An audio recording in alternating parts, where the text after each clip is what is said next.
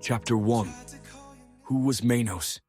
Before he was MEYNOS, before he became a legend stitched from shadows, he was a boy named Aedric Vale, and no one ever expected him to survive. The sick boy in room 12. He was born with lungs too soft and a heart that beat off-tempo, like a song constantly missing the downbeat. His mother told him he was delicate. The doctors called him a complicated case. The other kids, they just called him weird. Room 12C, it was more prison than hospital room. 4 white walls, a window that opened 2 inches max, a bed that knew his shape like a grave. The nurses rotated every 2 weeks. The only one who stayed was the radio. Thread check, 1920s, all clear. 1940s, new drop. 1960s, stay quiet. 1980s, danger. 44, silence means someone's watching. He didn't know if the codes were real, but they gave him something to believe in, something to decode, something to protect. F. He came in like a glitch in the pattern. A kid named Finn.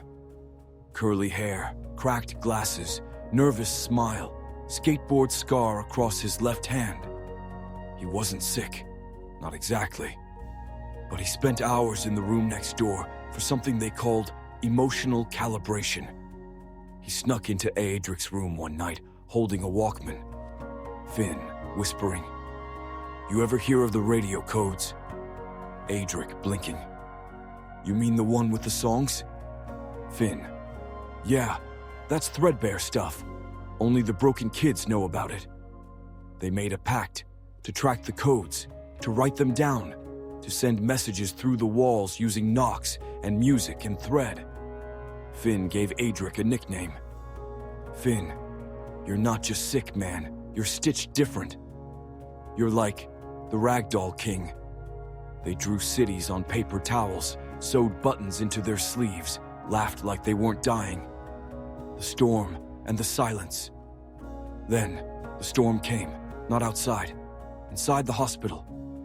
One day, Finn didn't come. 1 week, 2. The window across the hall stayed dark. Then a new boy moved in, and Finn's room cleared. No note, no goodbye, just silence. Code 44. The kind of silence that doesn't mean no one's there. It means someone is watching, and you're not allowed to ask why. Aedric screamed into his pillow for an hour.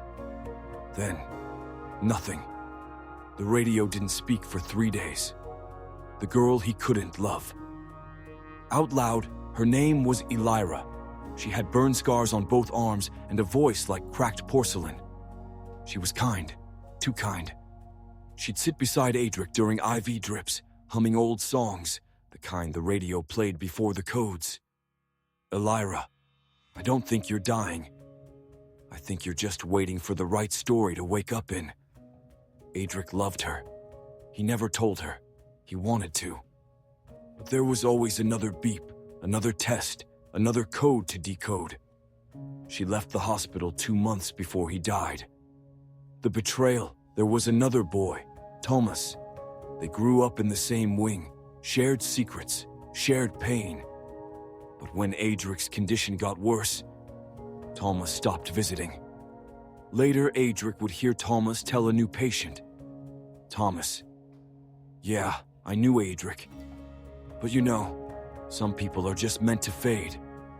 He was a ghost before he even died."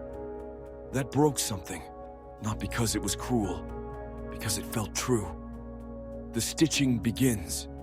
The night before his death, Aedric stayed up late writing a note. He never finished it. It just said, "If I could stitch myself back together, I'd sew in the parts they all left behind." Underneath it, he drew a name. Not his, not Finn's. A new one. MEYNOS. He didn't know why. He just felt it. No one told him it was an anagram, that it hid something in plain sight. No one told him that name would echo long after the stitches sealed. But someone had whispered it into the thread. The radio clicked on at 2:43 a.m. 1 minute before the machine stopped. It played a song. 1980s. Something synth, something electric, something wrong. 80, danger. 44, silence, thread anomaly confirmed. MEYNOS. And then the codes reversed. 1920s. All clear. Thread stable, for now. He died at 2:44 a.m. But the boy who woke wasn't Aedric anymore. He was something new. A name whispered through broken speakers and stitched into alley walls. MEYNOS. The one who stitched himself from everything they left behind. The stitch between worlds. He died at 2:44 a.m. But his soul didn't leave. It unraveled. Room 12C is silent now. The fourth pump has stopped. The radio, quiet. Aedric's hand twitches once, then stills.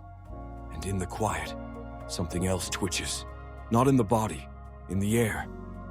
A golden thread begins to pull loose from his chest. It floats, circles, waits. A dark ripple spreads from under his bed, swallowing the floor.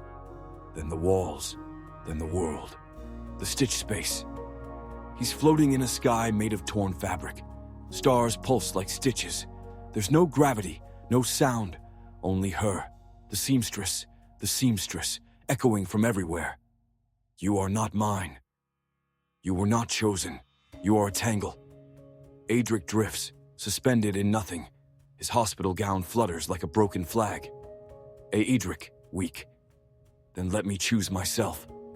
A needle forms in front of him, long, silver, dripping thread like blood. Seamstress, you may stitch, but the price is real. You will lose your name, your light, your love, your past. Aedric, closing his eyes. They already left. Now it's just me. The thread wraps around him, not gently. It pulls, binds, burns. Every pain he buried resurfaces. Every word he didn't say echoes like screams stitched into wind. Why did you leave? Finn's voice. You were a ghost before you even died. Thomas. I don't think you're dying. Elira. You don't have to be fixed to be loved. F. He howls, not in fear, in release. And when it's done, he stands, different, taller, stitched, button eye, cloth skin, alive, but not. Descent into threadbare. A circle opens beneath his feet. A fall, but slow, like being lowered into water. The fabric of reality ripples outward. Below him, a glowing city made of thread and bone and whispers. Threadbare. He descends into the alley, lands softly, like a dropped doll. His new body curls slightly on impact. No pain, just presence. The radio hums beside him, unplugged. Frayed wires. Still, it speaks. 1920s, all clear. 1940s, memory drop in range. 44, 44, 44. His new heart pulses once. The thread across his chest glows faint gold. He died as Aedric, but something deeper woke. Woven from memory, threaded through grief, stitched by choice. His name was whispered into the alley. MEYNOS. He opens his button eye.